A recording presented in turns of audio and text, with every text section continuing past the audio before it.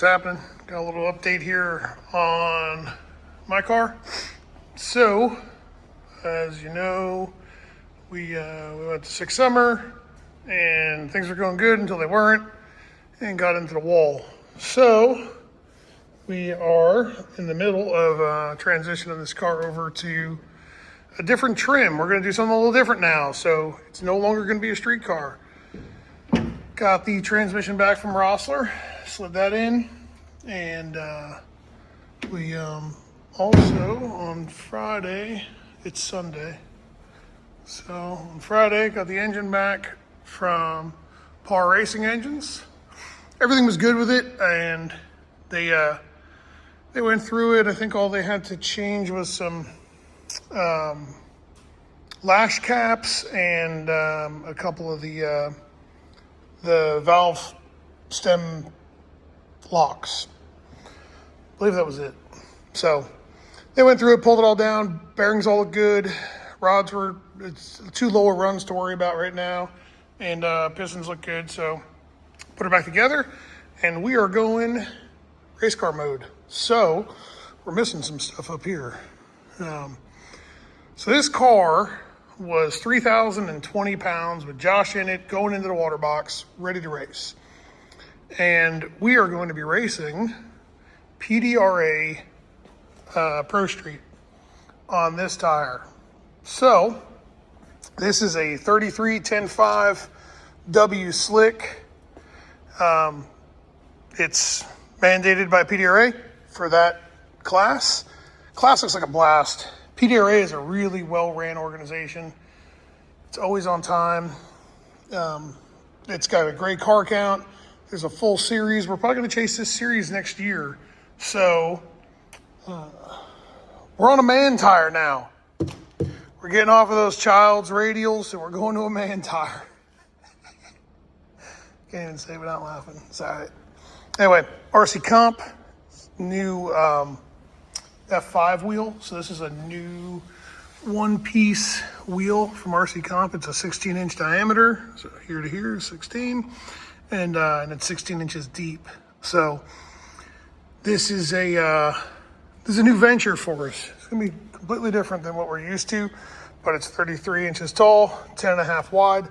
Look at that thing. So these are still considered little tires in the drag racing world by some. So we're still not onto big floppy tires yet. We're kinda. These are medium floppy tires. I know I'm about to get killed in the comments about this, and that's okay. So let's get back to this. Let's see. Here's what we did. This is the way the car normally would be, when we're driving down the road, except for it'd have a puke tank right here, fuel cell right here, and a radiator right here, fan, water pump, alternator would be here. So we're taking off, I even took the air jacks out of it. So they normally are right in here. There's one of the mounts. Here's the other mount. So the air jacks would normally be in here as well. We are trying to save every ounce we can. In fact, I bought a set of Pro Jacks. So those will be going in the trailer. We're going to an Optic Armor windshield, which was going to happen no matter what, whether it's going to say street car or not.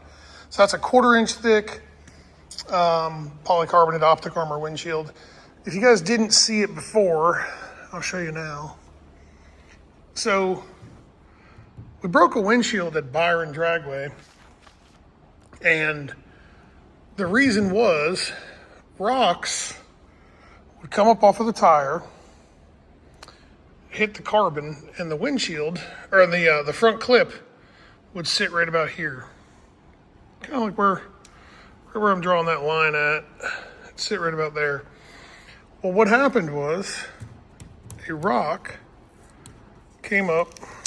Damn, that's some good tape. I'm not gonna deal with that now. I'll do it when I'm not holding the camera too.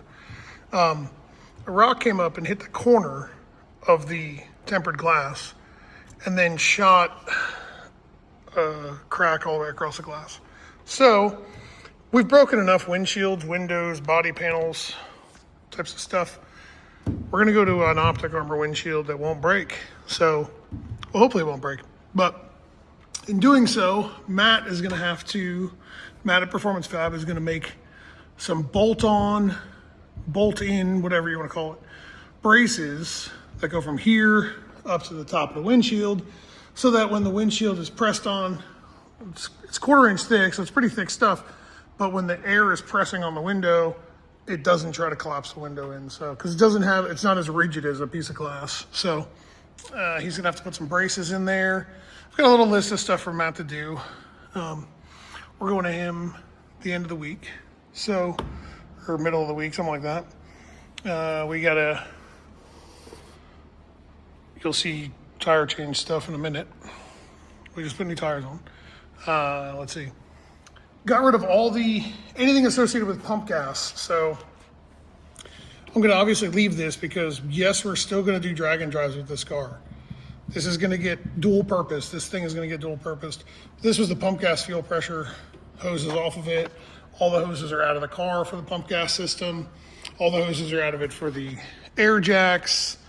I've really just pulled everything I could out of this thing that we don't need to make it run. And hopefully it'll be lighter.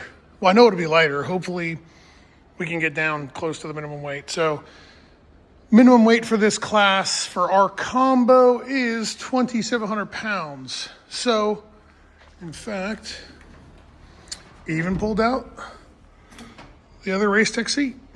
So it only weighs 13 pounds, but every ounce counts. And we're gonna run it with an open transmission tunnel. I even pulled out the camera system that was right there. So we're gonna leave the trans open. We are going to, anything and everything is coming out of this thing that can come out. We'll leave the fresh air system in it because that's a good safety thing. Hey, you've ever seen a car with 3 NHRA stickers? 3 chassis cert stickers. Uno, dos, tres. That always pisses off all the NHRA guys. Anyway, we've got the interior stripped down to the bare minimum, and we obviously had to leave certain stuff in the car, to make it raceable. What do you think? Should I pull the cup holders out? I don't know. Probably not. So we're still on the 29.5 Pro bracket radial. We're gonna get rid of those Child's Play tires, get rid of that kiddie stuff right there. We're gonna put some man tires on there. Some man stuff right there. And back here, fuel cell's out of it, like the pump gas fuel cell, everything's out of the trunk. And then back here, we're gonna be doing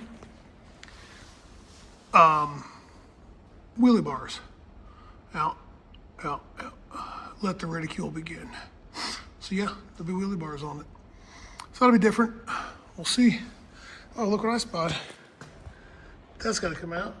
That camera's gotta come out of there. Huh.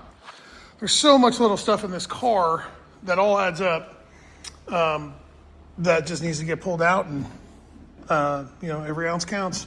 So we got a couple of things I want to address while it's all apart. Let me show you from out here.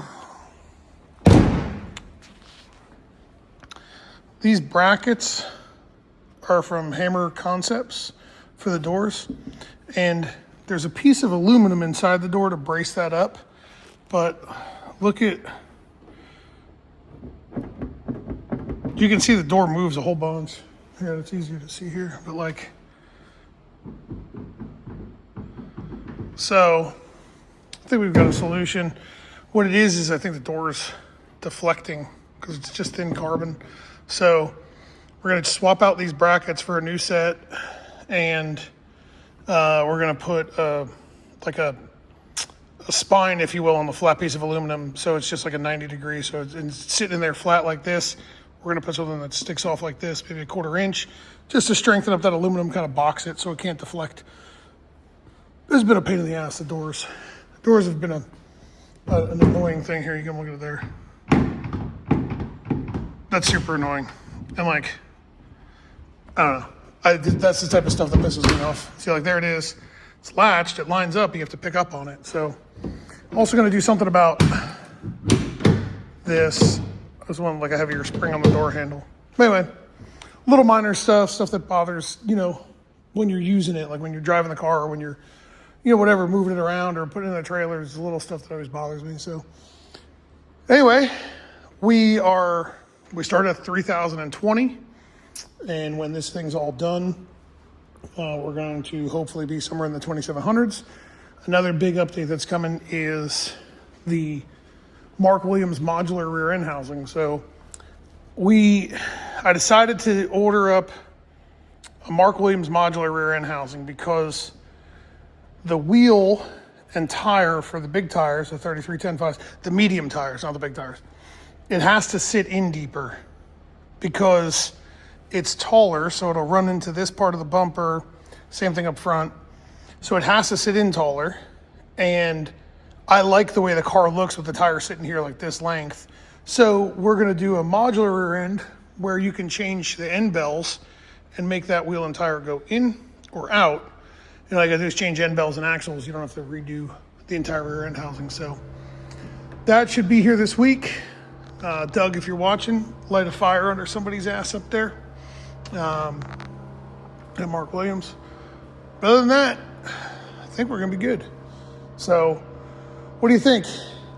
We're gonna show you I'm gonna show you the nightmare that it is. It really wasn't a nightmare changing tires, but I just had to swap out tires, and I did it here with just a couple of simple tools, 2 screwdrivers and an inflator in a can of glass cleaner. So it's in a towel or a blanket, moving blanket, so you don't scratch nothing up. But you can change these tires yourself. Obviously they're not balanced, but yeah, they're spindle mounts, so they don't really get balanced well anyway. So you can throw a little bit of balance beads in there and then call it good.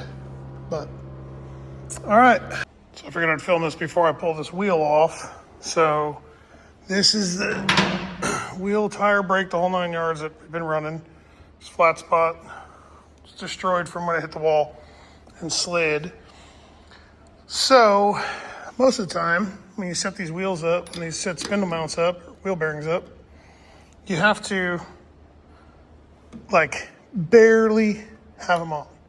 So you can see, this is obviously an exaggerated example, but there. So now, it spins nice and free. And normally, when you put the power to it, it locks up.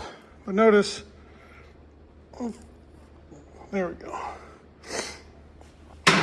It's cranked on that hog, and there you go. So those wheel spacers, or those bearing spacers, bearing buddies from DRP, that's it, DRP, work pretty dang well. Anyway, I'm gonna get this apart, swap tires, kind of show you how you do that as well on a front runner.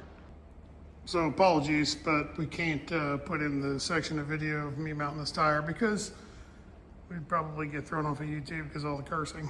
But anyway, this is all I used. 2 screwdrivers, dead blow,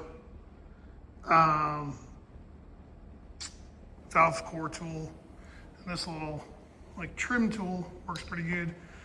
But basically all you do is you stomp on the bead around the edges here, and then slide a flathead after you get a layer out of it. Obviously, get a flathead up underneath of there, and then you pry on the wheel, push it down. So you're not scratching the wheel, it's all inside of the wheel. And you break the bead, and then you just kind of pry it off. This isn't a how to change the tire video anyway. This is an update video on this stupid car that I hate. So anyway, while this wheel's off, I think a good opportunity to see. Unfortunately, Daniel's not here right now, and Daniel is the HCR Innovations chief shaft polisher. A lot of experience polishing shaft. As you can tell, I think right here is where he was dragging his teeth last time. So, and then right here you can see his nose knocked the powder coat off of here. So anyway, clean everything up.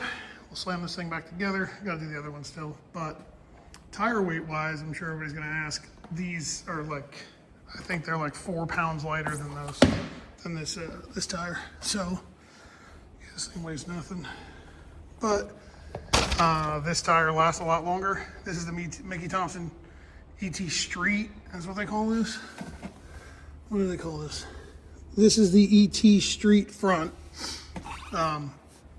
This tire's got like, I don't know, 1,500, 2,000 miles on it, plenty of passes. We would have left it on, but they got destroyed from lockup.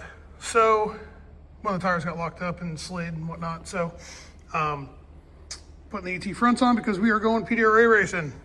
So yeah, it's gonna be fun. Big tires and wheelie bars.